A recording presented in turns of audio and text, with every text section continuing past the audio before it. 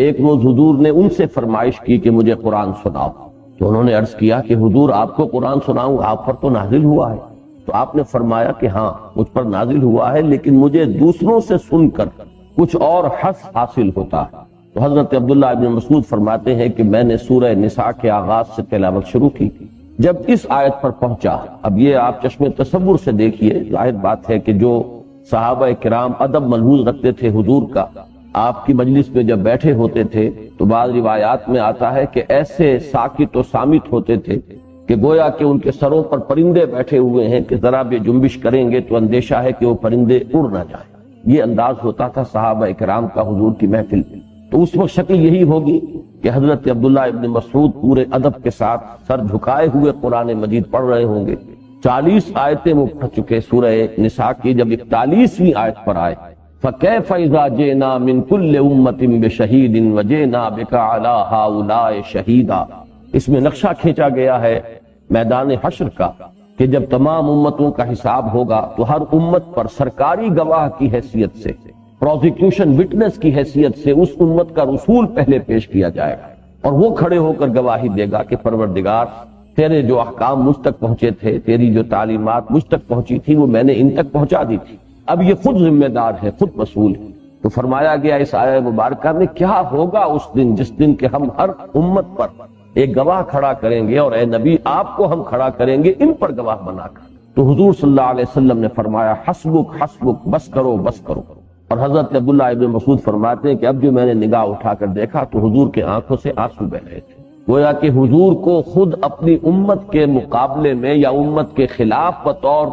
ایک سرکاری گواہ کے گواہی دینی ہوگی کہ اللہ تیرا دین جو مجھ تک پہنچا تھا میں نے پہنچا دیا۔ اب یہ اپنے طرز عمل کے پورے طور پر جواب دہ ہیں، مسئول ہیں۔ اس کے علاوہ میں نے سورہ رحمان کے درس کے ضمن میں ایک بات عرض کی تھی، اس کا میں اعادہ کرنا چاہتا ہوں، اس لیے کہ مجھے یہ اندیشہ ہے کہ شاید اور بھی بہت سے حضرات کے دل میں اسی طرح کی کیفیات ہوں جیسی ایک زمانے میں میرے دل میں بھی رہی۔ سورہ رحمان میں بھی اور اب سورہ واقعہ میں بھی جو آج ہم پڑھیں گے، جنت کی نعمتوں کا ذکر ہے، حور و قصور، غلمان، مشروبات، پھل، میوے، یہ چیزیں وہ ہیں کہ جن کو ہم کہتے ہیں کہ یہ حسی نعمتیں ہیں، سینشول گریٹیفیکیشن، اور عام طور پر آدمی ذرا اس میں انقباض سا محسوس کرتا ہے کہ یہ چیزیں جو ہیں کہ جو عام لوگوں کی دلچسپی کی چیزیں ہو سکتی ہیں، کیا جنت میں بھی لوگوں کو انہی چیزوں سے دلچسپی ہوگی، اور کیا یہی وہ نعمتیں ہیں جس کے لیے کہ انسان اتنی محنت کرے؟ تو میں بھی واقعہ یہ ہے کہ ایک دور میں کچھ انقباض محسوس کرتا تھا، اور میرے دل پر میں لفظ استعمال کر رہا ہوں ایک طرح کا حجاب تھا سورہ رحمان سے اور سورہ واقعہ سے، لیکن اللہ کا بہت بڑا فضل و کرم مجھ پر ہوا۔ سن 62 میں کراچی جانا ہوا، اب آپ اندازہ کیجئے یہ پورے 25 برس قبل کی بات بیان کر رہا ہوں۔ سن 59 میں صدر ناصر صاحب آئے تھے پاکستان کے سرکاری دورے پر، اور ان کے ساتھ یہ قاری محمود خلیل حسری یہ تشریف لائے تھے، اور یہ پہلا موقع تھا اہل پاکستان کا مصری قراءت کے ساتھ تعارف۔ بہت سی محفلیں کراچی میں منعقد ہوئی تھی اس زمانے میں، جس میں کہ قاری محمود خلیل حسری صاحب نے بعض سورتوں کی تلاوت فرمائی، ان کے ریکارڈز اس وقت کر لیے گئے۔ میں جب سن 62 میں گیا ہوں تو مجھے پہلی مرتبہ سورہ رحمان کا ٹیپ سننے کو ملا ہے، جو سن 59 میں قاری محمود خلیل حسری نے قرات کی تھی۔ اور میں اپنا یہ احساس پہلے بھی عرض کر چکا ہوں، آج پھر بیان کر رہا ہوں کہ واقعہ یہ ہے کہ کوئی اس کی عقلی اور منطقی دلیل میرے پاس نہیں ہے، کوئی توجیہ میرے پاس ریشنل کوئی اس کی ایکسپلینیشن نہیں ہے، لیکن میں نے فی الواقع ایسے محسوس کیا اس قرات کو سنتے ہوئے کہ جیسے میرے دل پر سے کوئی غبار اتر رہا ہے، دھل رہا ہے وہ غبار۔ اس کیفیت کو میں آج تک محسوس کر رہا ہوں کہ جیسے جیسے میں سنتا گیا محسوس ہوا کہ جیسے کوئی غبار تھا جو دھل گیا اور صاف۔ پھر یہ کہ ابھی سورہ واقعہ کا معاملہ باقی تھا، یہ پھر فضل ہوا اللہ تعالیٰ کا کہ تقریباً 7-8 سال بعد کی بات ہے، پھر جب میں لاہور منتقل ہو چکا تھا، یہ غالباً سن 69 یا 68 کی بات ہے کہ قاری محمود خلیل حسری اور قاری عبدالباسط محمد عبدالصمد یہ دونوں ایک وفد کی شکل میں آئے تھے، اور اس مرتبہ لاہور بھی آنا ہوا تھا۔ لاہور میں یہی جامع اشرفیہ میں ایک محفل منعقد ہوئی، محفل قرات رات کے وقت بعد نماز عشاء، اور میری خوش قسمتی کہ اس مرتبہ انہوں نے یہ سورہ واقعہ کی تلاوت کی، اور اس کے ذریعے سے وہ حجاب جو تھا، سورہ واقعہ سے بھی جو حجاب تھا وہ ظاہر ہوا اللہ کے فضل و کرم سے۔ ان کا میری گردن پر یہ بہت بڑا احسان۔ اب میں اس کے حوالے سے یہ بات عرض کر رہا ہوں کہ ہمارے ہاں جو ایک خاص ریشنلسٹ قسم کا ایک مکتب فکر ہے جو محض کوئی بات جو عقل سے سمجھ میں آئے صرف اسی کو ماننا چاہتا، وہ قرآن مجید کی تلاوت کی تاثیر کا قائل نہیں، جبکہ میرے نزدیک حسن قرات جو ہے قرآن مجید کا، اس کی اپنی ایک تاثیر، یہ معنوی تاثیر سے بالکل جدا گانا ہے۔ آج کل کے زمانے میں آپ نے سنا ہوگا مختلف اصطلاحات استعمال ہوتی ہیں، ESP ایکسٹرا سینسری پرسیپشن۔ ایک دور وہ تھا جب ہم یہی جانتے تھے کہ حواس خمسہ ہی کے ذریعے سے کوئی چیز انسان کو معلوم ہوتی ہے۔ آج خود سائنس بتا رہی ہے کہ نہیں، کوئی اور چینلز بھی ہیں، انویزیبل غیر محسوس چینلز ہیں جن کے ذریعے سے پرسیپشن ہوتی ہے باقاعدہ۔ تو ESP ایکسٹرا سینسری پرسیپشن۔ اسی طریقے سے یہ جو انسان کا وجود ہے، انسانی شخصیت ہے، اس میں تاثر جو ہے، اثر قبول کرنے کے چینلز بھی بہت سے ہیں۔ یقیناً اس کا اہم ترین چینل جو ہے وہ انٹلیکٹ ہے، وہ انسان کی عقل، فہم، شعور، جو منطق کے حوالے سے بات کو سمجھتی ہے، یہ اس کا بہت بڑا چینل ہے۔ اور یہ انسان چونکہ حیوان ناطق اور حیوان عاقل ہے، لہذا اہم ترین چینل یہی ہے، لیکن یہ واحد چینل نہیں ہے، یہ واحد ذریعہ نہیں ہے۔ انسان پر تاثر جو مترتب ہوتا ہے اس کے دوسرے چینلز بھی، اور ان میں سے میں سمجھتا ہوں کہ یہ قرات، جیسے کہ آپ کو معلوم ہے، عام لوگ جانتے ہیں میوزک کا ایک اثر ہے۔ ایک انسان سنتا ہے، کوئی اچھی دھن ہے، اور اگر فرض کیجئے بہت سے شاذ ایسے لوگ بھی ہوتے ہیں جنہیں سرے سے کوئی مناسبت نہیں ہوتی موسیقی سے، لیکن اکثر و بیشتر لوگوں کو مناسبت ہوتی ہے۔ وہ جو دھن ہے، ظاہر بات ہے اس کے اندر کوئی عقلی اپیل تو نہیں ہے، کوئی بات، کوئی میسج جو ہے وہ تو کنوے نہیں ہو رہا، لیکن کوئی بات ہے کہ جس کے زیر اثر انسان جھومتا ہے۔ معلوم ہوا انسان کے اندر کوئی اور شے بھی ہے، اس کے اس انٹلیکٹ کے علاوہ، جو کسی چیز کو ریسیو کرتی ہے اور اس سے تاثر قبول کرتی ہے۔ میرے نزدیک یہ جو موسیقی کی تاثیر ہے ہمارے دین کے اعتبار سے، در حقیقت اسی کی ضرورت ہے جو پوری کی گئی ہے قرآن مجید کی قرات کے ذریعے۔ قرآن حکیم میں ایک ملکوتی غنا ہے، ایک ڈیوائن میوزک ہے۔ اس ڈیوائن میوزک کے بارے میں نے شاید پہلے بھی اشعار سنائے ہیں۔ مولانا شبیر احمد عثمانی رحمۃ اللہ علیہ نے اپنے حواشی میں اپنے والد مرحوم کے اشعار نقل کیے کہ سنتے سنتے نغمہ ہائے محفل بدعات کو، کان بہرے ہو گئے دل بے مزہ ہونے کو ہے، آؤ سنوائے تمہیں وہ نغمہ مشروع بھی، کوہ جس سے خاشعم متصدعا ہونے کو ہے۔ یہ سورہ حشر کی جو آخری آیات ہیں ان کا حوالہ دیا ہے، اس میں وہ تاثیر ہے اس قرآن مجید کی، اس میں حسن قرات اور اس کی تاکید آئی ہے احادیث میں۔ حضور نے فرمایا زینوا القرآن باصواتکم، قرآن مجید کو اپنی آوازوں کے ذریعے مزین کرو۔ اگر کسی کو اللہ نے حسن صوت کی نعمت عطا فرمائی ہے تو اس حسن صوت کا سب سے زیادہ جو استعمال ہونا چاہیے قرآن کے لیے ہونا چاہیے۔ جیسے سورہ رحمان کے شروع میں نے عرض کیا تھا کہ ابتدائی 4 آیات کا جو نتیجہ نکلتا ہے وہ کیا ہے کہ چوٹی کی چیز جو ہے نعمت اللہ کی وہ قرآن ہے، اور چوٹی کا وصف جو انسان کو عطا ہوا ہے وہ قوت بیان ہے۔ تو اس اعلیٰ ترین وصف کا مصرف بھی اعلیٰ ترین ہونا چاہیے۔ خیرکم من تعلم القرآن وعلم، تم میں سے بہترین لوگ وہ ہیں جو قرآن سیکھے اور سکھائیں۔ اگر کوئی صلاحیت بیان اللہ نے عطا فرمائی ہے تو اس صلاحیت کو استعمال کرو، قرآن کے بیان کرتے ہیں۔ اسی طرح اگر کسی کو اللہ نے اچھی آواز عطا کی تو اس اچھی آواز کو سب سے زیادہ استعمال ہونا چاہیے قرآن کو مزین کرنے۔ یہی لفظ جو حضور نے استعمال کیا، زینوا القرآن باصواتکم۔ حضرت ابو موسیٰ اشعری رضی اللہ تعالیٰ عنہ کو آپ نے تحسین فرمائی ان کی، کن الفاظ میں وہ ابھی میں آپ کو سناتا ہوں۔ واقعہ یہ ہوا کہ مدینہ منورہ میں حضور صلی اللہ علیہ وسلم کا یہ معمول تھا کہ رات کے وقت آپ گشت کیا کرتے تھے، مختلف صحابہ کے مکانوں کے قریب سے گزرتے ہوئے تہجد کے وقت آپ دیکھتے تھے کون کس حال میں۔ اسی ضمن میں یہ واقعہ آتا ہے کہ حضرت ابو بکر کے مکان کے قریب سے گزرے تو وہ بھی نماز پڑھ رہے تھے تہجد کی، اس میں قرآن پڑھ رہے تھے لیکن بہت پست آواز سے۔ حضرت عمر کے مکان کے قریب سے جب گزر ہوا تو وہ پڑھ رہے تھے بہت بلند آواز۔ تو حضور نے اگلے دن حضرت ابو بکر سے فرمایا کہ تم اس قدر پست آواز سے کیوں پڑھ رہے تھے؟ انہوں نے عرض کیا کہ میں اسے سنا رہا تھا جو سنتا ہے، وہ زیادہ خفی سے خفی آواز ہو وہ بھی سنتا ہے، یعنی اللہ کو سنانا ہے۔ تہجد میں تو انسان اللہ کو سناتا ہے۔ حضرت عمر سے پوچھا،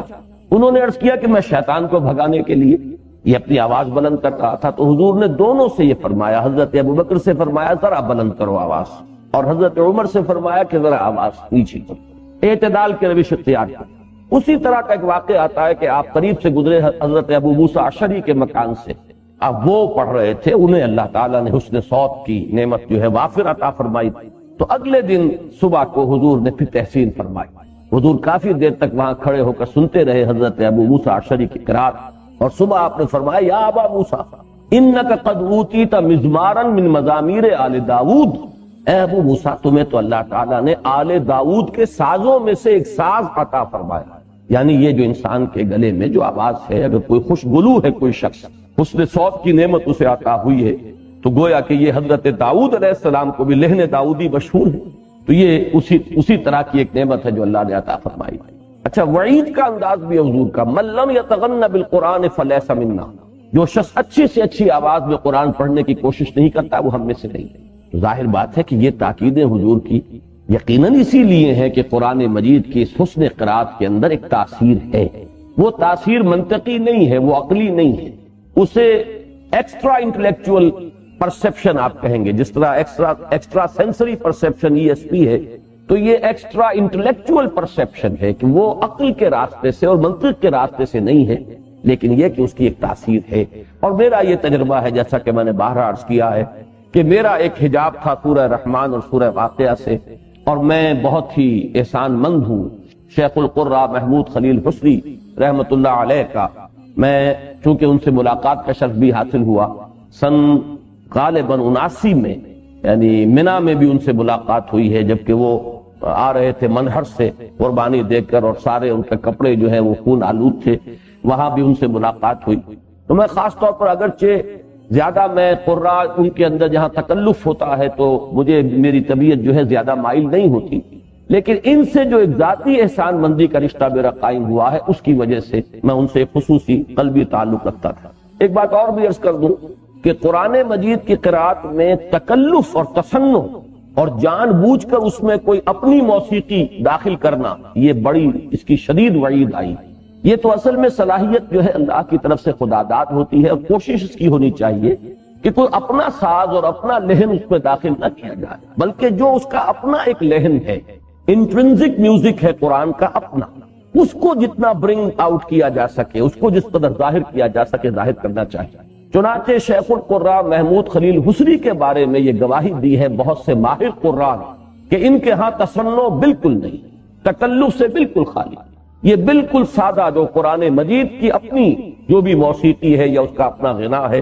صرف اسی کو ظاہر کرتے ہیں، خود اپنی طرف سے کوئی تکلف اور تصنع نہیں کرتے۔ عوامی سطح پر یہ اتنے زیادہ محبوب اور اتنے زیادہ مقبول نہیں ہوئے جتنے کہ شیخ عبد الباسط محمد عبد الصمد، وہ ان کے شاگرد ہیں، لیکن یہ کہ عوامی سطح پر زیادہ قبولیت انہیں حاصل ہوئی ہے۔ ان کے بارے میں ہمارے ہاں کے جو ماہر ہیں قرات کے، فن قرات کے، ان کا کہنا ہے کہ وہ کچھ تصنع کرتے ہیں، تکلف کرتے ہیں، لیکن ہمارے ہاں کے شیخ القرآ پاکستان کے، ان کا ابھی کچھ عرصہ ہوا انتقال ہوا ہے، قاری فتح محمد صاحب استاد القرآ کراچی میں بہت طویل عرصے تک ان کا فیض جاری رہا ہے، اور مصر کے جو ماہرین فن ہیں انہوں نے ان کا لوہا مانا ہے کہ عشرہ قرات کے وہ انتہائی ماہر انسان تھے۔ ان کی گواہی میرے علم میں آئی قاری محمود خلیل اسری کے بارے میں خاص طور پر، کہ انہوں نے کہا کہ میں نے ان کے جتنے قرات سنی ہے، میں نے کہیں یہ نہیں دیکھا کہ انہوں نے قواعد کی خلاف ورزی کی ہو، تجوید کے اصولوں کو کہیں پر بھی قربان کیا ہو اپنے اس تکلف اور تصنع کے ذمہ، بلکہ نہایت سادہ قرات ہوتی۔ تو یہ چند تمہیدی باتیں ہیں کہ جو آج اس محفل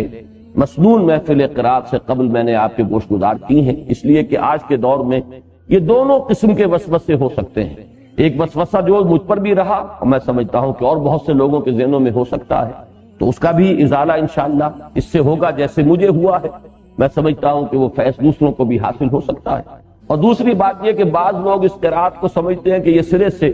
کوئی قابل اعتنا چیز ہے ہی نہیں، جبکہ میرے نزدیک حسن قرات جو ہے قرآن مجید کے ساتھ یہ بہت ہی ایک مطلوب شے ہے، جس کی کہ حضور صلی اللہ علیہ وسلم نے تاکید فرمائی ہے، اور اس کی اپنی ایک تاثیر ہے۔ تو اب بسم اللہ کریں اور یہ سورہ واقعہ کی 56 آیات کی تلاوت جو ہے، اور اس طرح کیجئے کہ سامنے آپ کے مصحف موجود رہے، ذرا آپ دیکھتے جائیے کہ ہم کیسے پڑھتے ہیں، انہوں نے کیسے پڑھا ہے، ان حروف کو کیسے وہ ادا کر رہے ہیں، اس میں کس قسم کا قرآن مجید کی، جس کو میں کہہ رہا ہوں واللہ عالم کہ جو قرآن مجید کی اپنی ایک داخلی موسیقی ہے، اس کا اپنا ایک انٹرنزک میوزک ہے، اس کی کیا کیفیات ہے۔ اس لیے کہ یہ تو ماننا پڑتا ہے، پوری دنیا میں مسلم ہے کہ कि क़िराअत जो है वो अहले मिस्र पर खत्म है, बल्कि एक कहावत है अवामी सतह पर, और अवामी सतह पर जो कहावतें होती हैं वो बिल्कुल बेबुनियाद नहीं हुआ करती। ये कुरान नाजिल हुआ हिजाज में, इसको पढ़ा मिस्रियों ने, यानी पढ़ने का, क़िराअत का हक अदा, इसको लिखा तुर्कों ने, इसलिए कि हुस्न किताबत जो है हमारे यहाँ के जो आर्ट्स जो डेवलप हुए हैं मुसलमानों के दौर में, उनके तहजीब में और तमद्दुन के दौर में, उसमें ये किताबत का फन जो है, खासतौर पर कुरान मजीद की किताबत, इसमें टॉप पर है तुर्की। और एक चीज का इसमें इजाफा किया गया है कि इसको समझा हिंदियों ने। ये मैं समझता हूं कि पिछले 400 बरस की बात तो कम से कम ये सही है कि कुरान मजीद पर जितना काम हुआ है इस बर्रे सगीर पाक को हिंद में, खास तौर पर पिछले 300 बरस शाह वलीउल्लाह देहलवी रहमतुल्लाह अलैह के बाद से उतना काम और कहीं नहीं हुआ है। और फहम कुरान और तालीम ताल्लुम कुरान का जो चर्चा है इस इलाके के अंदर, वो वाकया ये है कि और दुनिया के किसी हिस्से में नहीं है, चाहे उनकी वो मादरी जबान अरबी है जिसमें कुरान मजीद नाजिल हुआ है। तो ये बात जो है एक अमूमी सतह पर कही जाने वाली बात है, लेकिन ये कि उसमें किसी न किसी दर्जे में हकीकत मौजूद है। तो अब ये पहले अब तिलावत आप समाअत फरमाएं।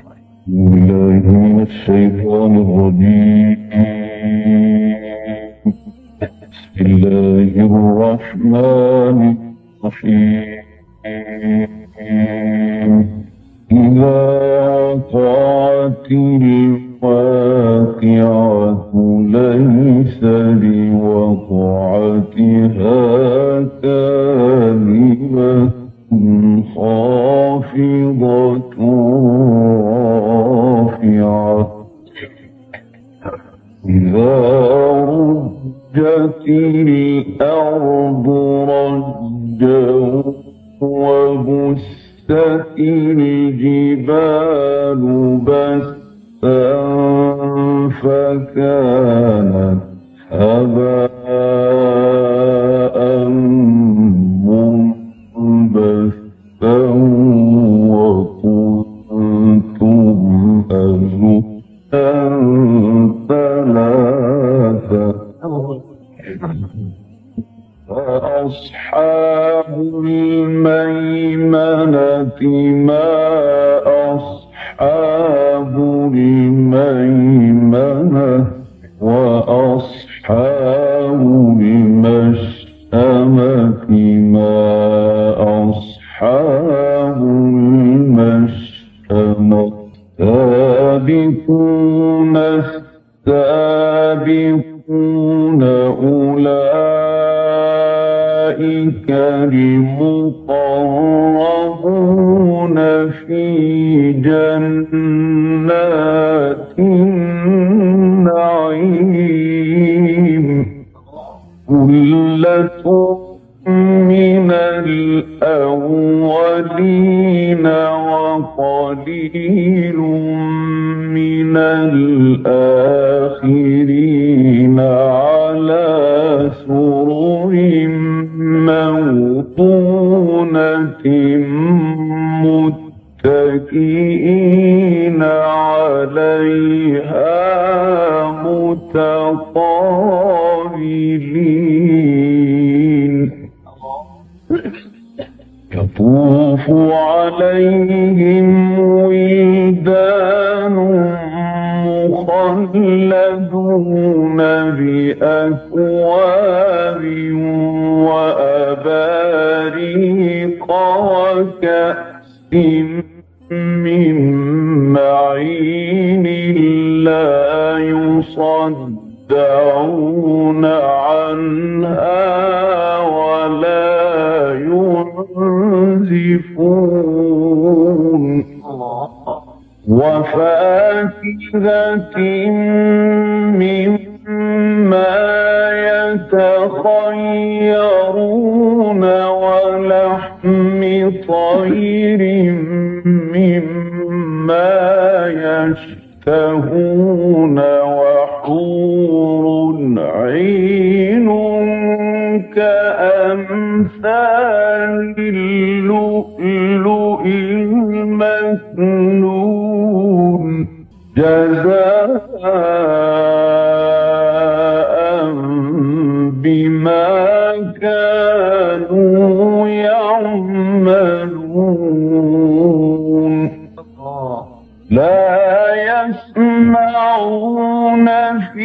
فيها لغوا ولا تأثيما إلا قيلا سلاما سلاما وأصحاب اليمين ما أصحاب اليمين في سدر مخضود وطلح منضود وظل ممدود وماء مسكوب وفاكهة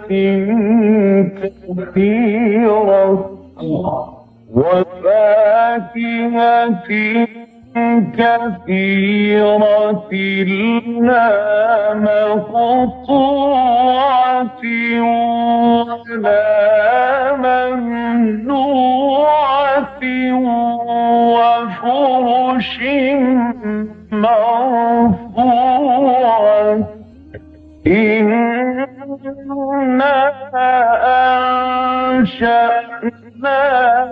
أنشأناهن إنشاء فجعلناهن أبكارا عربا أترابا لأصحاب اليمين الله إنا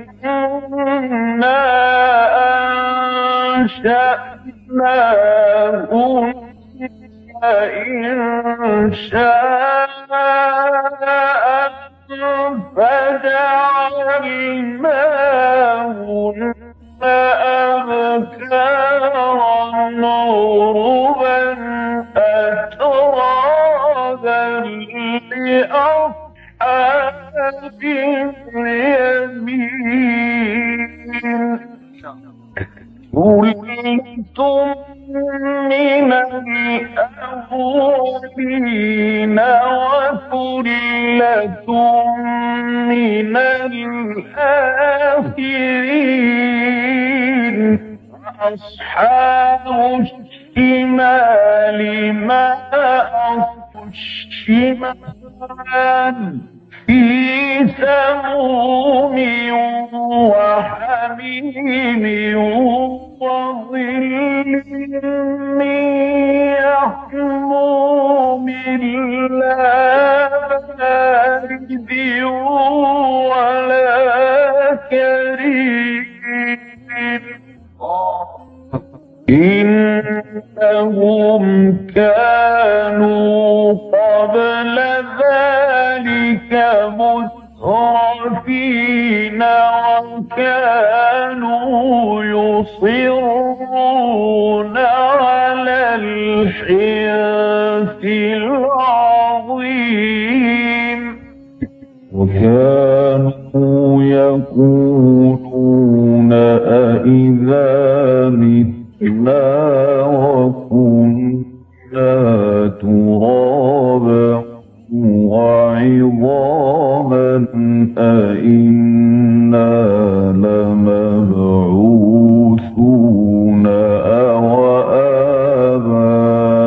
أوآباؤنا الأولون قل إن الأولين والآخرين لمجموعون إلى ميقات يوم معلوم ثم إنكم أيها الضالون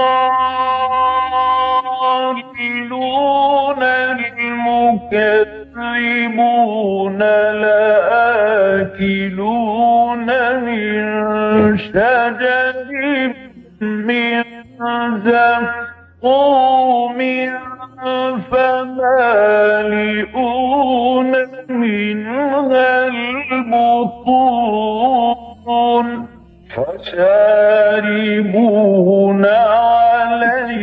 من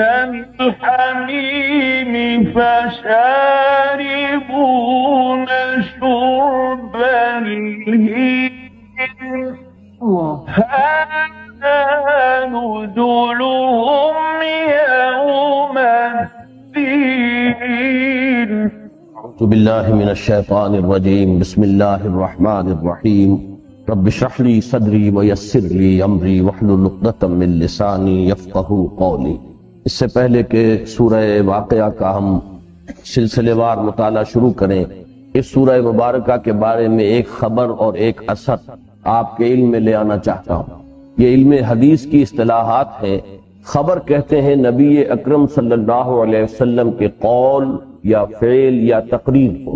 تقریر کے معنی یہ ہے کہ کوئی کام حضور کے سامنے ہوا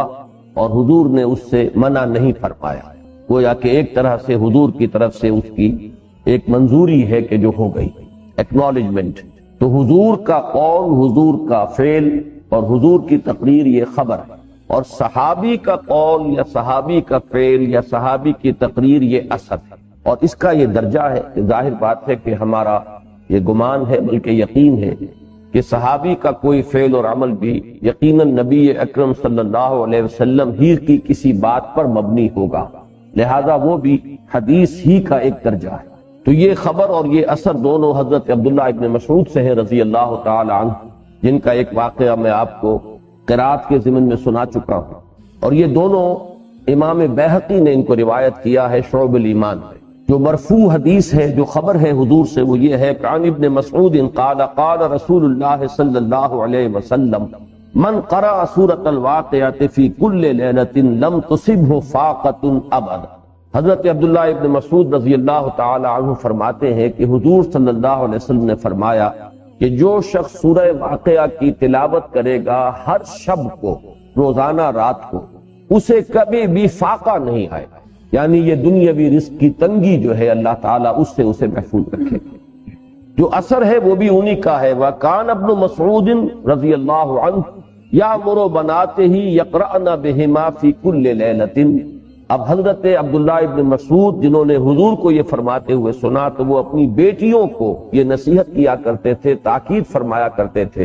کہ ہر رات سورہ واقعہ کی تلاوت ضرور کرنا. تو یہ خبر اور یہ اثر ہے اس سورہ مبارکہ کی فضیلت کے ضمن میں. یہ بات آپ ذہن میں تازہ کر لیجئے. سورہ رحمان کے مطالعے کے دوران میں عرض کر چکا ہوں کہ سورہ رحمان اور سورہ واقعہ یہ جڑواں بہنوں کے مانند ہیں. ان میں مضامین کی گہری مشابہت اور مناسبت ہے، اگرچہ جو ترتیب مضامین ہے وہ عکسی ہے، جس کو کہ آپ انگریزی میں مرر امیج سے تعبیر کرتے ہیں کہ جب آپ آئینے کے سامنے کھڑے ہوتے ہیں تو ہمارا داہنا جو پہلو ہے وہ آئینے کے اندر بایاں بن جاتا ہے، اور ہمارا بایاں جو ہے وہ آئینے کے اندر جو عکس بن رہا ہے اس کا دایاں بن جاتا ہے. اسی طرح کے جو ڈپلیکس بنتے ہیں آج کل عمارتوں کے اندر، آپ دیکھتے ہیں گھر بن رہے ہیں، ایک پلاٹ پر دو گھر، تو ان کو اس طرح بنایا جاتا ہے کہ وہ مرر امیج ہوتے ہیں کہ ان کو اگر ایک دوسرے کے سامنے لے آئے گا تو وہ جڑ جائیں گے. لیکن یہ کہ بہرحال ادھر ایکسٹریم پر گیراج ہے تو ادھر ایکسٹریم پر گیراج ہوگا، ڈرائنگ رومز دونوں کے درمیان میں ملے ہوئے ہوں گے. بالکل یہی ربط ہے، یہی ترتیب ہے سورہ رحمان اور سورہ اور واقعہ کے مضامین کے بابے. اس پر بعد میں گفتگو ہوگی، لیکن صرف یہ نوٹ کر لیجئے کہ سورہ رحمان کا آخری رکوع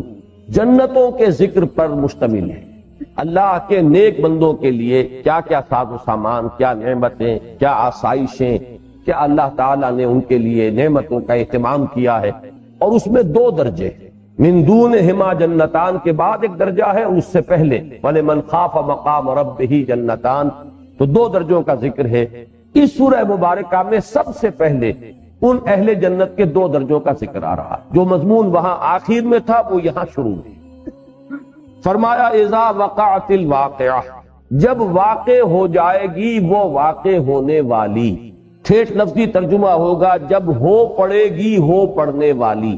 واقعہ سے مراد ہے یہاں قیامت. قیامت کے ضمن میں میں نے اس سے پہلے بھی عرض کیا ہے، آج پھر نوٹ کر لیں کہ ہم اس لفظ کو عام طور پر جو استعمال کرتے ہیں تو بہت سے مراحل ہیں جن کو ہم ایک لفظ میں اپنے عام طور پر اپنے ذہن کے اندر جمع کر لیتے ہیں. قرآن مجید میں 2 نفخوں کا ذکر ہے، حدیث میں 3 نفخوں کا ذکر ہے. پہلا نفخہ جو ہے اس پر ایک ہلچل ہوگی، زلزلہ آئے گا. دوسرے نفخے پر ایک عام موت طاری ہو جائے گا. تیسرے نفخے پر پھر بعث بعد الموت ہے اور پھر کھڑے ہو جانا ہے اور میدان حشر میں جمع ہونا ہے۔ ان تینوں کے مابین کتنا فصل ہے، کتنا بعد ہے، واللہ عالم، ہم کچھ نہیں کہہ سکتے۔ لیکن جب ہم لفظ قیامت اس کا ایک عام طور پر بولتے ہیں اپنی عام بول چال میں، تو اس میں ان تمام مراحل کو گویا کہ ایک ہی عنوان کے تحت ہم اپنے ذہن میں جمع کریں۔ قرآن مجید پہلے مرحلے کے لیے، پہلے دو مراحل کے لیے کہہ لیجئے، لفظ ساعہ استعمال، الساعہ والساعۃ اضحیٰ وامر۔ الساعہ سے مراد ہے وہ معین گھڑی، وہ معین وقت۔ اسی کے لیے لفظ واقعہ ہے جو یہاں آ رہا ہے۔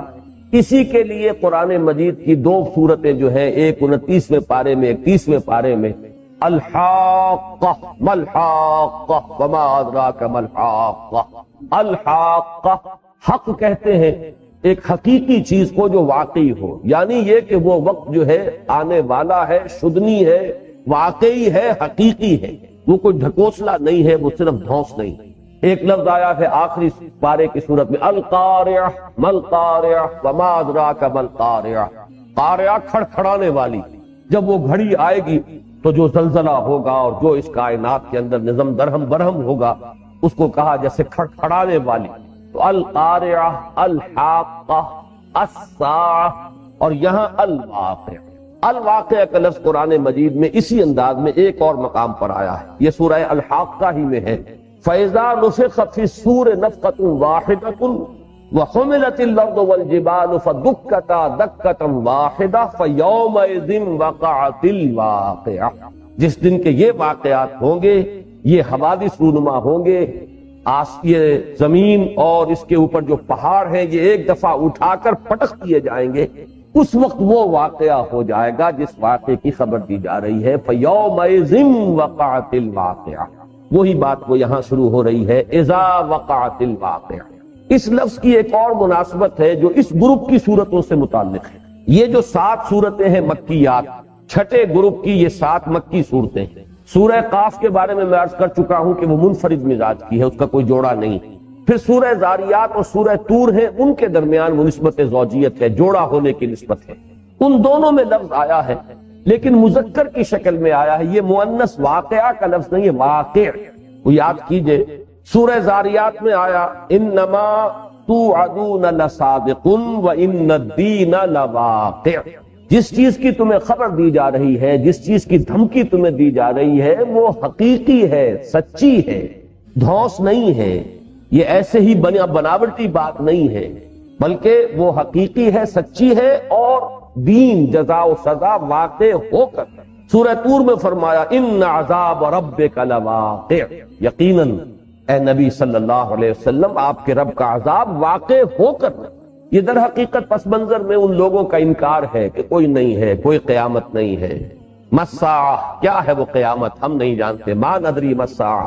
ہم نہیں مانتے۔ جیسے کہ 2 جگہ پر قرآن مجید میں آیا ہے کہ ہم نہیں تسلیم کرتے، ما ہی الا حیاتنا الدنیا نموت و نحیا،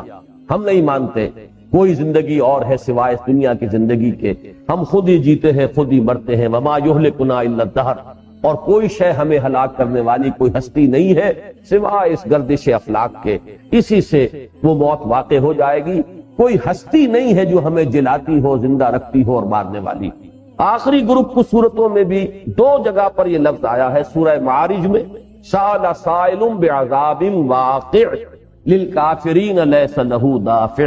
اور سورہ مرسلات میں انما توعدون لواقع۔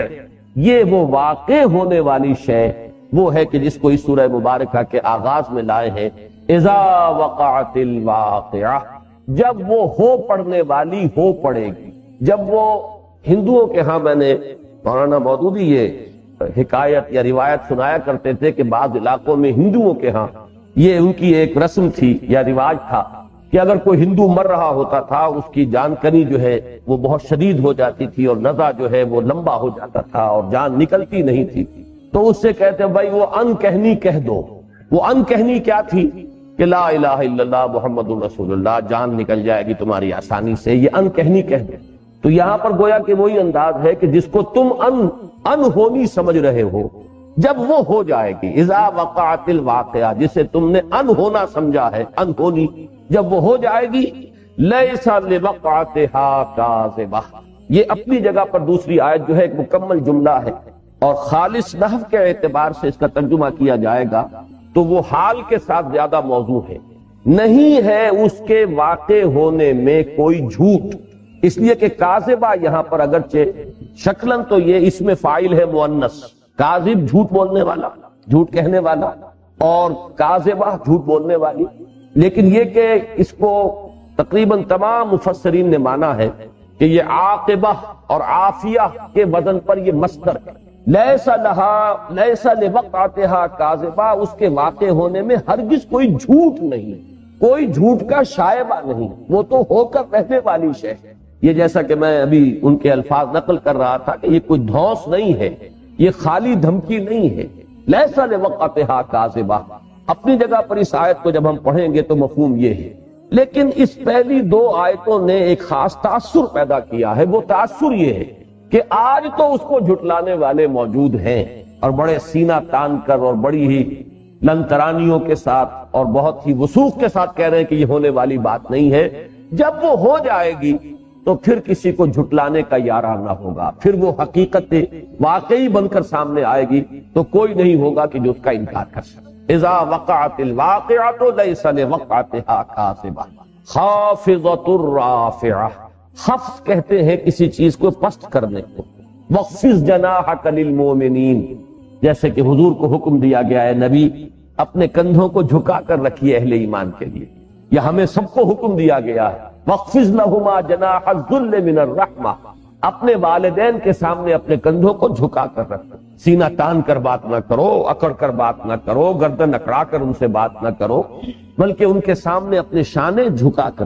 تواضع کے ساتھ رکھو۔ وَاخْفِضْ لَهُمَا جَنَاحَ الذُّلِّ مِنَ الرَّحْمَةِ وَقُلْ رَبِّ ارْحَمْهُمَا كَمَا رَبَّيَانِي صَغِيرًا، اور نہ صرف یہ کہ خود اپنا طرز عمل یہ اختیار کرو بلکہ اللہ سے بھی دعا کرتے رہا کرو کہ اے پروردگار ان پر رحم فرما، جیسے کہ انہوں نے میری پرورش کی، مجھے پالا پوسا جبکہ میں چھوٹا سا۔ تو وہی لفظ یہاں آیا ہے خافضہ، پست کرنے والی، رافعہ بلند کرنے والی، یعنی جس کو ہم کہیں گے تلپٹ کر دینے والا واقعہ ہوگا۔ وہ بہت سے اونچے ہوں گے جو نیچے ہو جائیں گے، اور بہت سے نیچے ہوں گے دنیا میں جو اس روز اونچے ہو جائیں گے۔ بہت سے ہوں گے جن کے پاس نہ مال دنیاوی تھا، نہ کوئی سامان عیش و راحت تھا، نہ انہیں دنیا میں کوئی جانتا تھا، نہ ان کے پاس کوئی جائیداد تھی، کچھ نہیں تھا، لیکن ایمان اور عمل صالح کی دولت تھی، وہ اس دن اونچے ہوں گے۔ اور بہت سے ہوں گے عالی شان محلات کے اندر رہنے والے اور بڑے نرم گدیلوں کے اوپر سونے والے، لیکن وہ چونکہ ایمان اور عمل صالح کی دولت سے محروم تھے، وہ نیچے ہو جائیں گے۔ تو جو نیچے ہوں گے بہت سے وہ اونچے ہو جائیں گے، اور بہت سے اونچے ہوں گے جو نیچے ہو جائیں گے۔ اگرچہ یہ لازم نہیں ہے، حضرت داؤد، حضرت سلیمان دنیا میں بھی اونچے تھے، وہاں بھی انہیں اللہ تعالیٰ کی طرف سے اونچا مقام ملے گا، لیکن عام جو معاملہ ہے دنیا کا اس کے اعتبار سے بہرحال اس آیت کا محل یہی ہے کہ وہ تلپٹ کر دینے والی ہے۔ مجھے یہاں یاد آ رہا ہے انگریزی کی ایک نظم جس کا میں نے بعض اوقات اپنے دروس میں حوالہ دیا، ڈیتھ دی لیولر، کہ موت جو ہے وہ آ کر بالکل ہموار کر دیتی ہے لوگوں کو۔ اونچے عالی شان محل میں رہنے والا بھی مٹی میں دفن ہوگا، اور کسی جھونپڑی کے اندر یا یہ کہ فٹ پاتھ پر سونے والا بھی بہرحال اس مٹی کے اندر دفن ہو جائے گا۔ تو موت جو ہے وہ اس اونچائی کو اور نیچائی کو برابر کر دینے والی ہے، ڈیتھ دی لیولر۔ بلکہ ہمارے 10ویں جماعت کے کورس میں Parkinson selection of English words میں دوسری نظم تھی بلیو اٹ اور ناٹ، اس کا مین آئیڈیا یہ تھا کہ جو عمدہ اخلاق ہیں، اچھی نیکیاں ہیں، charities that soothe and heal and bless, ان کے ضمن میں کوئی تقسیم نہیں ہے دنیا میں۔ جیسے دھواں، مثال بڑی پیاری دی ہے شاعر نے، جیسے دھواں کسی غریب کی کٹیا سے بھی اسی طرح اوپر اٹھتا ہے، جیسے کسی بڑے محل کا جو باورچی خانہ ہوگا اس سے دھواں اوپر اٹھتا ہے، اسی طریقے سے نیکیاں جو ہیں وہ تو نوع انسانی کے اندر اس طرح اللہ نے تقسیم کر دی ہیں۔ کوئی غریب اپنی آدھی روٹی میں سے آدھی کسی کو دے کر وہ اونچا مقام حاصل کر سکتا ہے، جو امیر شاید لاکھوں روپے خیرات کر کے بھی حاصل نہ کر سکے۔ تو charities that soothe and heal and bless are scattered over the feet of man like flowers۔ یہ نظم بڑی عمدہ ہے، believe it or not۔ تو میں اس کے بجائے یہ کہہ رہا ہوں کہ قرآن مجید نے لیولر کا تصور نہیں دیا، بلکہ تلپٹ کر دینے والی، کہ یہاں بہت سے اونچے ہوں گے کہ جو نیچے ہو جائیں، پسترین ہوں گے، اور بہت سے نیچے ہوں گے، جیسے کہ حدیث میں آتا ہے حضور نے فرمایا کہ دنیا میں کتنے ہی لوگ ایسے ہیں کہ جو اگر کہیں رشتہ کرنا چاہیں تو کوئی ان سے رشتہ کرنا پسند نہ کرے، کہیں سفارش کرنا چاہے تو کوئی ان کی بات سن کر نہ دے، کسی محفل میں وہ بار نہ پا سکے، یعنی دنیاوی سٹیٹس تو ان کا یہ ہے، لیکن اگر وہ کبھی بھولے سے بھی اللہ پر کوئی قسم کھا بیٹھے تو اللہ تعالیٰ ان کے قسم کی لاج رکھے۔ تو یہ درویش اور درویشوں کے اندر، فقراء کے اندر، اب حضرت ابو الدرداء تھے، حضرت ابو ذر غفاری تھے، یہ کون لوگ تھے؟ یہ فقراء صحابہ ہیں، ان کا وہ مقام ہے اللہ کے ہاں، اور ان میں سے اکثر وہ ہیں جنہیں ہم لوگ جانتے بھی نہیں۔ ہم تو ان صحابہ کے ناموں سے واقف ہیں جو نمایاں تھے، اپنے اپنے قبیلوں کے سردار تھے، اپنی سرداری کی وجہ سے بھی ان کی حیثیت تھی، پھر یہ کہ وہ جنگوں میں یا اور جو بھی انتظامی امور ہیں اس میں نمایاں ہو گئے۔ یہ کتنے ہوں گے صحابہ ایسے کہ جن کے ناموں سے جو ہے امت میں شاید گنتی کے لوگ واقف ہوں، لیکن ان کا جو مقام اللہ کے ہاں ہے وہ جیسا کہ میں نے عرض کیا حضور کی اس حدیث سے سامنے آتا ہے۔ تو خافضۃ الرافعہ، وہ پست کرنے والی بھی ہوگی، بلند کرنے والی بھی۔ یہ بھی نوٹ کر لیجئے کہ اللہ کے ناموں میں سے بھی ہے الخافض الرافع۔